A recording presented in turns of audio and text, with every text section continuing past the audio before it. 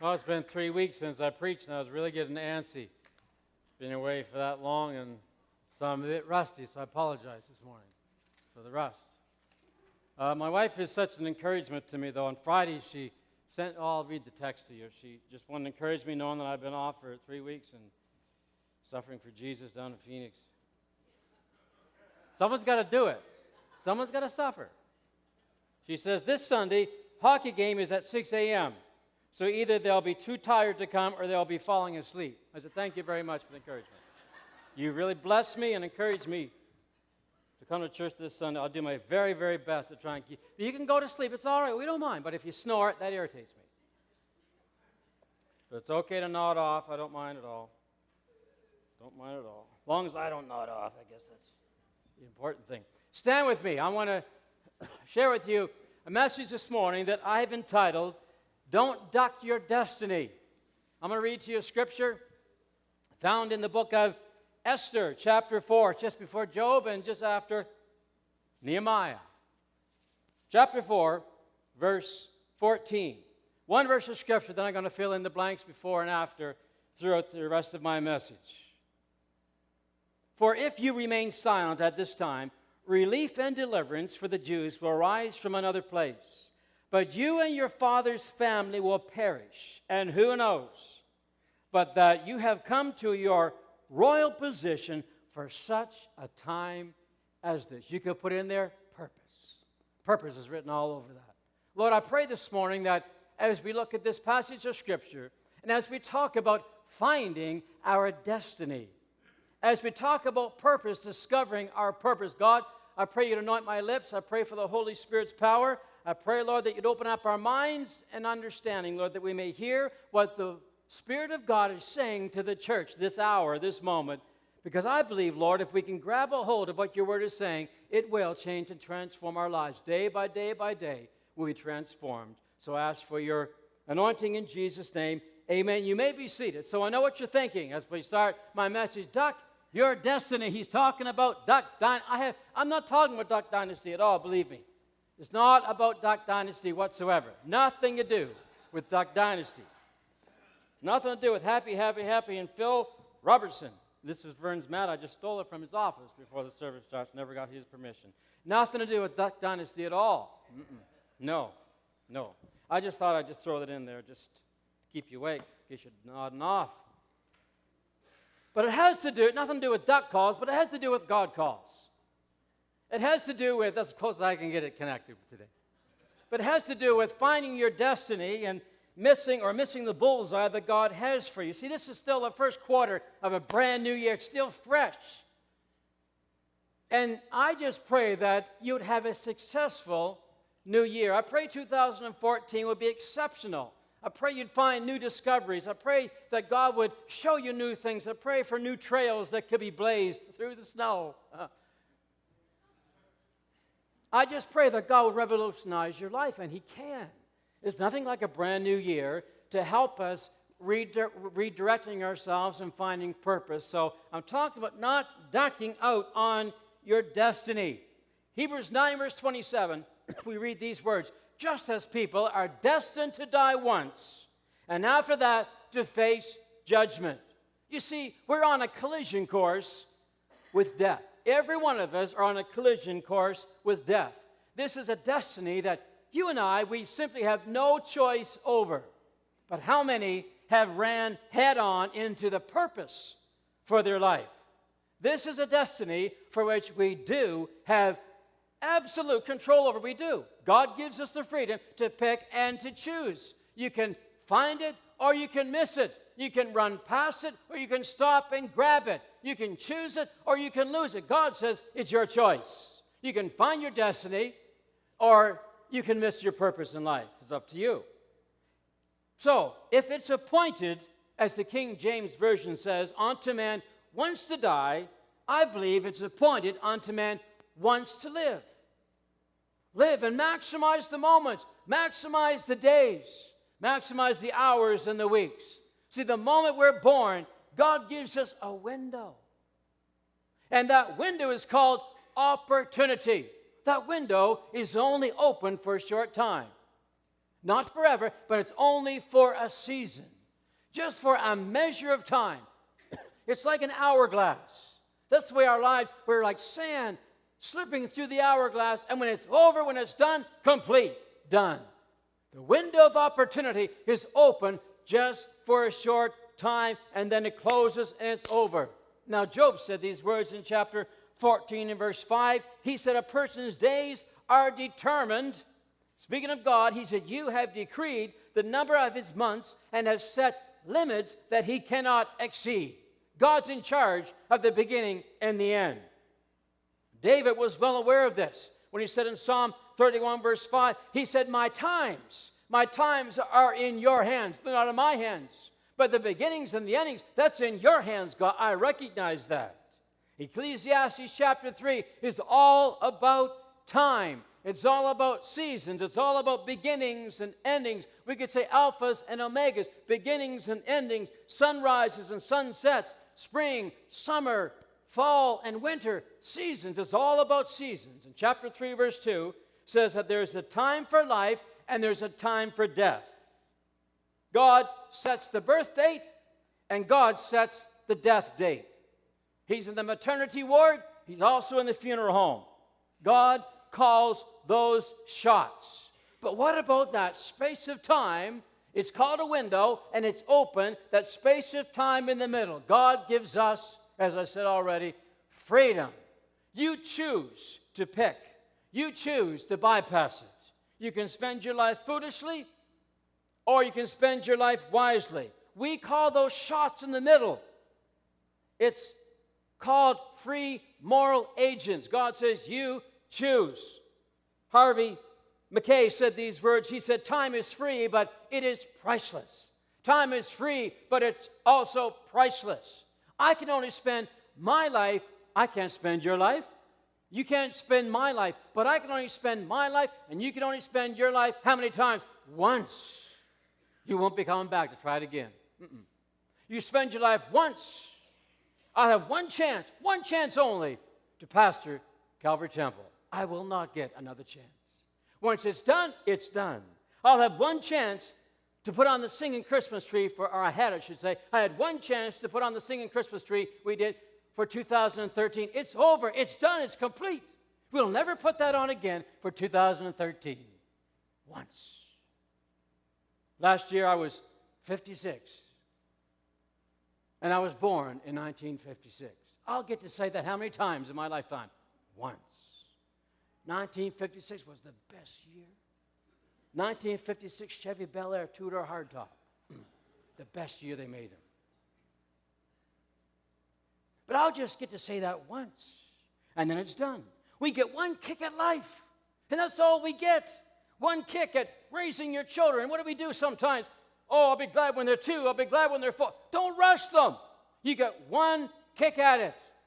Them being 2 years at the terrible 2s, they say, they're the wonderful 2s. You'll never have the wonderful 2s again for that child. You get one kick at being a parent, so make it the best. You get one kick at being in your prime and working faithfully and diligently. You got one kick at building character and one kick at leaving the best legacy that you can. When you pass on, you got to start doing things now if you want to leave a good legacy. You got to build your character now if you want to leave a good character. But we get one chance. Just go home thinking about that. The opportunities that are before you, they're windows. And they're open for a season. The book of Ecclesiastes says they shut and it's done. One chance. And then once we live, the Bible says there's a point on a man wants to live, then we die, then what happens? Then we're judged for our work. We're judged for what we've done. We stand before God, and God will say, here, we have to give an account for how we've lived our life. What have we done with that span of time between beginning and ending in here? What have we done with it? Then we confess before the Lord and own up to it. Now, with this in mind, I want us to go back to my scripture that's found in Esther chapter 4. Esther chapter 4. At this time, in my story, the scripture just read before and after, but this particular season, Esther was a young lady. She's being raised by her older cousin Mordecai. Her mother and father had died, and she was living during a time of social and national upheaval. She and her people have been taken into captivity. They're living in a foreign land. It wasn't ideal circumstance. It wasn't of their choosing. I didn't quite like that situation, but that's where they were living. Now, that was the situation for them, for the Jews, but also problems arose in the palace for the king. He had a queen. He had a wife problem. How many men can identify? You're smart. No one's raising their hand. You're very, very smart, wise, because your wife will club you. Very, very wise people, men in this church. But now, I don't know what she did, but she did something that wasn't so hot. Maybe the food wasn't hot enough, I don't know. But what he did was he exiled her to a foreign place, and then he makes this humongous big announcement. He said, guess what? There's going to be a beauty contest, and the winner of the beauty contest is going to be my next queen. So Esther, she somehow gets into this, and she's summoned. You must come into this contest. Summoned into it. And I can just hear Mordecai as he comes to Esther and says, oh, Esther, you're beautiful. I know you'll win. Oh, Esther, you could win. And this could be a door of opportunity. Just think, how many times would this come around that you could end up in the palace? Well, we're foreigners here. We're in captivity. And you could end up in the palace. Oh, Esther, go for it. Give it your best. Now, what about Esther? What do you think she's thinking? Well, maybe she's thinking this way. I don't know. Do you think I really can win? But I don't know, she said. I'm nervous about I don't think I would have a chance. I mean, all the Mary Kay ladies are going to be there. The Oil of Olay ladies, the Max Factor makeup ladies are going to be there. And I hear Vidal Sassoon is going to be there as one of the judges and helping out there as well. And the Painted Ladies, is that a song or a group? Painted Ladies are going to be there. I don't know if I have a chance. I got to go up against all these. And now that smell of perfume is going to make me nauseous, she says. Because the Bible says they get all perfumed up. I mean, they just plastered the perfume on. I know what it's like walking through these department stores with my wife. And we're going through the perfume department. Man, living makes me nauseous. And, how many know what I'm talking about? Well, I'm not just, men know. Now you can raise your hand, man. A little less dangerous. But so they plastered on the perfume. And not only that, but they plastered on the makeup. And she entered the contest with the rest of them, and all these different perfumes were mixing. I wish I could bring it through there so you could kind of sense it. And we could all be nauseous together. But I can hear her say, I don't know, where can I have a chance here? But she enters the contest, and she's in this foreign country, and she's thrust into this contest, and she actually wins. And the Bible says that the king loved her more than any of the others. And still, nobody knows that she's a Jew. No one knows. And now here she is with a crown upon her head, and she's the queen. And I'm sure she felt, well, I just don't deserve this position. I want it, but I don't deserve to be here. Why me of all these people? I'm a foreigner. I'm actually here in captivity, and I don't belong here. I don't deserve this kind of treatment. When she walked into a room, everybody would bow down to her, and I'm sure inside she says, I don't deserve it. You know something? We all feel that way, don't we? I went to a dream conference in Phoenix, Arizona. Someone had to do it. I'm sorry, someone had to do it. So I went there, and you know what they were doing? We walked in the main door. There were people all clapping and cheering for us. There's like 2, 4, 6, all kinds of. We had to walk through there. I said, well, I can't do that. I can't go there. I took the side door. I don't want to be a spectacle. I don't deserve that treatment. I don't deserve people to be cheering. I can't do that. So I snuck in the side, and one lady saw me. She turned around. Went like that to me. Oh, there's always somebody, eh? We all feel that way. We just feel like, I don't deserve any of this kind of treatment. And she walks in the room, and she gets all this applause, and she probably says, why me? Many years later, there's a guy by the name of the Apostle Paul. And he felt the same way. He looked around at his fellow workers in Christ Jesus, those that were appointed and anointed and sent by God. The Holy Spirit was upon their lives, and they were a team working together. And he says to them in 1 Corinthians 15 and verse 9, listen, guys, I am the least of the apostles. Oh, we're all of us, and we're doing great things for God, but I want you to know I'm the least amongst us. I don't deserve this treatment. I don't deserve this privilege of preaching and telling others about Christ and about forgiveness and grace. I was a persecutor one time, and now I'm a preacher, but I want you to know I'm the least amongst you. Yeah. Haven't there been times when you and I have felt just like Esther and just like Paul? As you open up your eyes and you look around and you ask yourself, how did I ever get here? You know you're blessed, and you know that God has done wonderful things in your life, and you say, but how did I arrive at this point? I'm so undeserving. I mean, what a great country we live in. 1967, Confederation year. Truro, Nova Scotia, I'm 11 years of age. Our class are practicing the song, Confederation song, Canada. We're getting ready because the train is coming to Truro. Truro is the hub of the Maritimes, and every road crosses in Truro. And so the train station is there, and the train comes in, and it's got pictures of all the cities across Canada. And we take our tour through the train, and then we stop, and our class is asked, we're practicing, we're ready to sing, and we sing the song. Can you sing it with me? I don't know if you can. Let's try it. Oh, that was a big one to launch out into, wasn't it? Canada, two little three. Okay, I'm a fool. 2 little 3 Canadians, we love thee. I don't have any music, see, that's my excuse. Some of you would say, what is he talking about? I wasn't even born then. Oh, old age. So we sang, 1 little, 2 little, 3 Canadians, we love thee. Canada is our country, and we love our country. But sometimes I look at our great country, we have peace, we have security, we have wealth, we have opportunity, and I do say, why me? Here I am born in such a marvelous country. What a great country I live in. And then I narrow it down. What a great city I live in. How did I get here from Truro, Nova Scotia? Why me? Well, how did I get to Brandon?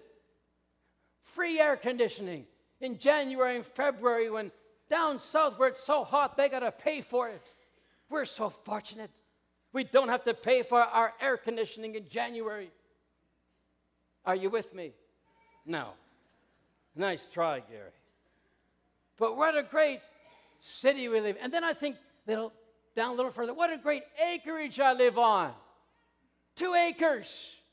I got room to stretch, although I don't need much room, but I got room to stretch. I can mow my grass. I can plow snow. I love plowing snow. I can add vehicles here and there. And, there's lots of room. Honestly, I drive in my driveway many times, just say, God, how did I get here? I thank you for this acreage. I thank you for the blades of grass. I thank you for my home. I thank you I can watch the trees grow. God, I'm so blessed. And then what a great wife I have. How did I get her? I don't have a clue, because I'm high maintenance, I told you. And I say, why me? And there's my wife saying, yeah, why me? But for other reasons. Can I tell you a story, just in case you're nodding off, because you're tired from watching the game? February the 14th, we're in Phoenix. We go to Starbucks every morning. I know my limit. Coffee sends me up a little bit. So I know I don't have too much coffee. Caffeine really does wonders when you're tired, but not too much. So we go on February the 14th, and there's a special, a 2-for-1, for this special sugar drink. I don't know what you call it. I don't even want to know the name of it anymore. But Lana says, let's try it. She forced me into it. She says, let's try it, 2-for-1. So we'll buy it. We'll sit down in the sun. And so I bought this. Oh, man, was it sweet. And it was espresso. Just pumped in there. So I was feeling pretty good there for a minute. I was starting to light up. So she took a picture of me, put it on Facebook, and I'm holding my coffee there, or whatever that espresso thing was. But it didn't stop about this level. The height kept going up. I was in the 7th heaven with Paul, the apostle. And I get up there, and then I started getting, you start getting jittery. The guys, you people that are like me know what it's like.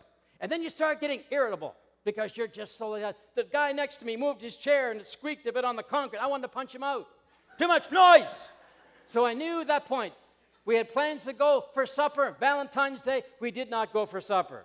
We did go into the room, but all these people, and then they were talking, and it was just kind of bouncing off my head. I said, Lorna, I got to go back to the house. I got to go back and just chill. So like a good wife, what a good wife I have. She took me back there. I drove, though. I drive. Took me back there. I sat in the hot sun and just chilled for 2 hours. So it kind of leveled off.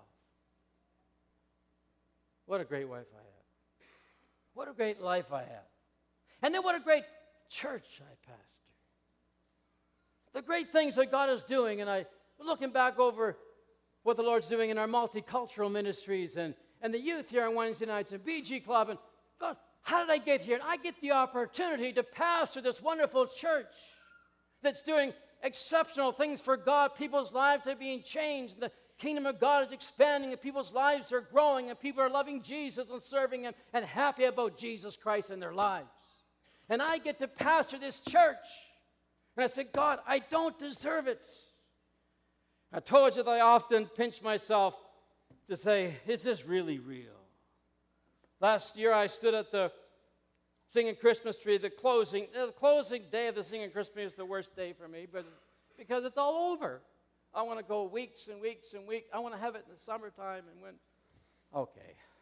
Anyway, so I was standing here dismissing, and you're looking back and seeing them all on the tree, and they're wonderful singers, and they're actors, and putting all this together. It takes so many people putting things together, and our parking lot attendants that were freezing outside, but they were doing it for the glory of God. And I said, Lord, what a privilege it is to be a part of this magnificent ministry, the Singing Christmas Tree. And I say, Lord, why me? I don't deserve this. See, why me is a great question. I believe it's a good question because it should, and it will, lead into the next one. We don't stop with why me? Why am I so privileged? Why am I so blessed? Why such a great country? Why do we have food on our table? Why we have jobs? We have to move to the next question from why me to what for. Not just why me. You don't want to stop at why me because then you become very, very self-centered. But what for, God? What am I on this earth for? It must be appointed unto me to live. There must be a destiny for me. There must be a purpose for my life. Oh, the purpose-driven life. Second time we walked through it on our Wednesday morning men's ministry breakfast times. We worked through it again recently. And the purpose-driven life, what on earth am I here for, by Rick Warren. Day number 2, he says, you're not an accident. You know something, for you that think I'm an accident, get over it. You're not an accident. You got to get over that. You're not an accident. Nothing about you is an accident in God's eyes. Nothing that happens to you as a believer is an accident. You're an opportunity waiting to happen. And day number 2 is that you're not an accident. Day number 6 says life is a temporary assignment. And it goes on to speak about that, our assignments, and it's just temporary. And then day number 7 is the reason for everything. Before you were born, God planned this moment that we have together at this moment in time. Before you're born, God longed for you to discover what you're here for. Not to get hung up or stall out on why me, but to move on to what for. It's not just, we're not here just to take up space and to breathe my oxygen. You're not just here to breathe my oxygen, but you're here to do something. And you're not just here to feed and buffet your body. It's not just to become possessed with everything you can get and being a consumer. But there's more to it. People that live to please self are the most miserable people on the face of the earth. The happiest people are givers and servers. It's the truth. But we're here for a purpose. To do something for the Lord. There's no doubt in my heart what I'm here for. No doubt. I found my purpose. I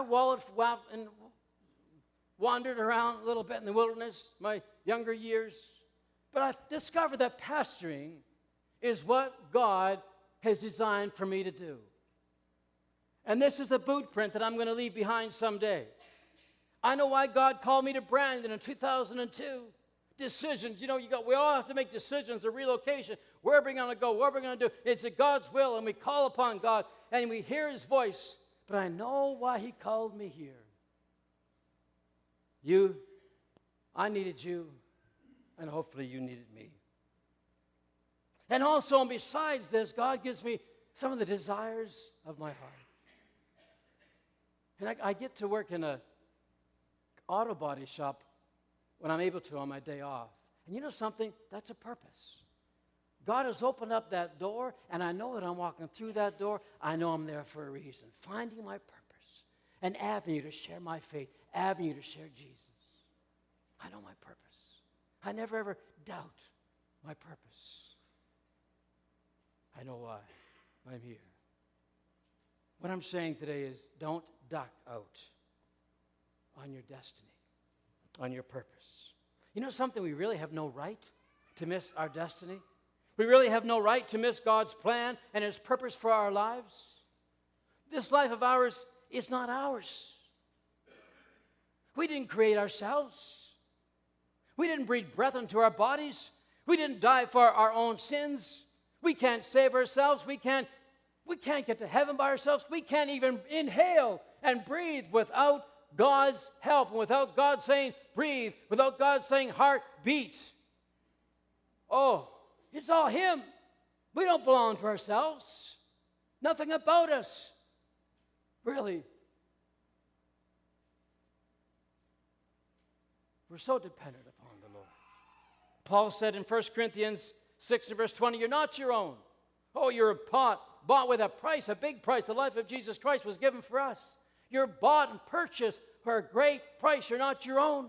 Psalm 100 verse 3, Psalmist says, know that the Lord is God. It is He who made us, and we are His. We are His people, the sheep of His pasture. We should be saying, we get up in the morning, it's not my will that ought to be done, it's God's will that ought to be done. God, what do you want me to do? Not what I want to do. What, God, do you want me to do? I want to surrender my day, my agenda, my life, and my purpose and my dreams to you.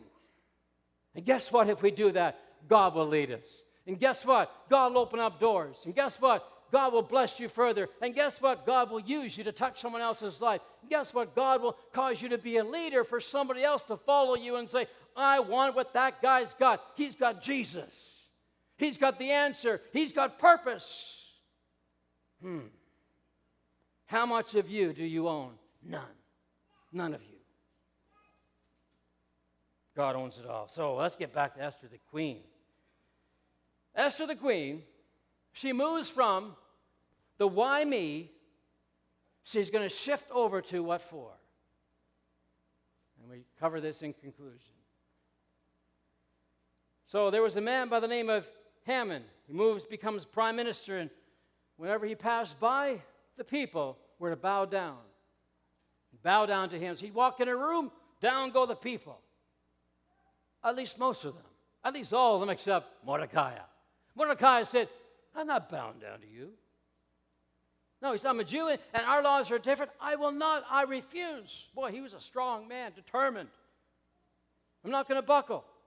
And so that made Haman, he was so irritated by that. He must have had an inferiority complex. One out of all of them didn't bow. Just one. Always got to be one. So he's so rattled and so mad, he goes to the king, and through trickery, he says, we got to kill them all. Kill all the Jews. So the king gives in. It's okay. You can kill them all. Now, here's where Esther comes in. She's a Jew, and still nobody knows that she's a Jew. So Mordecai gets word to her, and he says to her, Esther, you're also in danger. It's not just all the rest, but you're in danger as well. You can't remain silent. You must speak out. You must go to the king. You must plead with him to save our people. And then here comes these words, who knows? But that you have been brought to this position for such a time as this. Your whole life was being built up to such a time as this. And so here is Esther in this position. And Mordecai is saying, who knows, maybe that's why you won the beauty contest. So there she sits at the intersection of purpose and destiny. What should I do? There she sits at the intersection of the appointed time, the sweet spot, the defining moment, the purpose. And Mordecai says these words, I'm paraphrasing, but he was saying this. He was saying, if you don't get past why me to what for, if you don't get, or if you duck out on your moment of opportunity, two things will happen. Number one, God will get somebody else. He says relief and deliverance for the Jews, they're going to rise from some other place. There'll be relief coming. But if God will get somebody else, if you don't do it, find your purpose and do it, God will get somebody else. See, you and I are unique and we're special, created by God to do something wonderful. But if we say no, the divine purposes of God are still going to happen. The world's not going to stop when we say no. Someone else is going to say yes. And when someone else says yes, guess what? They get the blessings. And they get the fulfillment. They get the joy. But God says, I got to find a yes person. I got to find someone to say, here my yes, I'll go, I'll do it. And we miss so much when we say no. If Isaiah would have said, yes, here am I, send somebody else. Now, if Isaiah would have said that, what would God have done? He'd have got somebody else. I remember calling upon the Lord and saying, God, in 2002, in this summer of 2002, should I come here or should I not? If I'd have said no when I knew that God's voice was telling me to say yes, guess what? This would not have been an empty spot. God would have filled it with somebody else. And I would have missed the blessings that have come my way in the past 12 years, 13 years. I would have missed it. Wow. See, God can use us, but we're not his last hope. Number two, Mordecai said there's going to be not only will God get somebody else if you say no, but number two, there'll be in-house effects. You and your father's family will perish. So if we duck our destiny, guess what? It's not just us that are affected. Our family's affected. Our parents are affected. Our relatives are affected. Our friends are affected. We have a ripple effect. And when we say no, and when we just duck out on our destiny, or duck out on our purpose, or duck out on what God's plan is for our lives, we're not happy people, we're miserable. There's nothing how happy was Jonah? Come on now. Miserable. He wasn't too happy, was he? On the run. I remember the years when I was on the run. Well, I met Lana when I was on the run. Well, I knew her before that, but we started dating then. And I hope I get this right. But I was just miserable. She says, you're miserable. Why? I'm on the run. When I got out of Bible college, I just said, feet, do your duty for a while. Oh, those were miserable years. Running from the call. Running from the purpose. And I knew deep in my heart what my purpose was. What is it about man that just does a little bit of running first? You want to get really miserable first before you change. But people that run from God, people that are not doing what God has called them to do, they're not happy people. They don't smile from ear to ear. They're not rejoicing on this is the day God has made. They're not happy. There'll be in-house effects. So as afraid as Esther was, she goes into the king and pleads, and the order to kill is overturned, and Haman, the trickster, prime minister, he was destroyed instead. What a story. There's a whole lot in there. You just go home, you want to just read it. It's an exceptional reading. Lots of good points in there. But why me? To what for? So I close with this. Have you found your purpose? Have you found your destiny? Where are you? I'm sure there are people in front of me that are saying, yeah, I found my purpose. I found my destiny. And you sit here and say, thank God I walked through the door. thank God I can sit here inside my heart and I feel the fulfillment that I'm doing what He's called me to do. A marvelous place to be at. But if there's other people that are here saying, I don't have a clue what my purpose is. You know, it's okay to come before God and say, Lord, I don't have a clue. I talked to a guy one time and I said, what's your plan in life? I don't have a plan. I don't have a plan for my life, man. He said, oh, well, you can get one. But it's okay to come before God. Somehow we think we have to be perfect before we come before Him, but come before Him and say, Lord, here's where I'm at. I don't have a plan. I know that's a purpose you have for me, but I can't find it. Spend time with the Master. Spend time with the one who will give you the plan. Spend time in His Word. And you don't have to spend days in His Word. Start off with 10 minutes. Start off with 20 minutes or half an hour. Spend some time in the presence of God. Listen for His voice. And when a door opens, walk through it. If it's the wrong door, be sure that God will shut it. I mean, how many know you should do this? Instead of just saying, okay, God, hit me with it. Hit me with your best shot. You might. I think it works best when you do that. You got to get moving. It's like the light in your headlights. You want to sit in the parking lot late at night and leave your lights on? Don't move anywhere. When does the light move? I'm so deep today. The light moves, and I'm going to quit, please. The light moves when you move. I love that illustration. The lights on your car move at night when you move. Stand with me, and I'm going to shut her down. If you like prayer today, we're here to serve you in that way.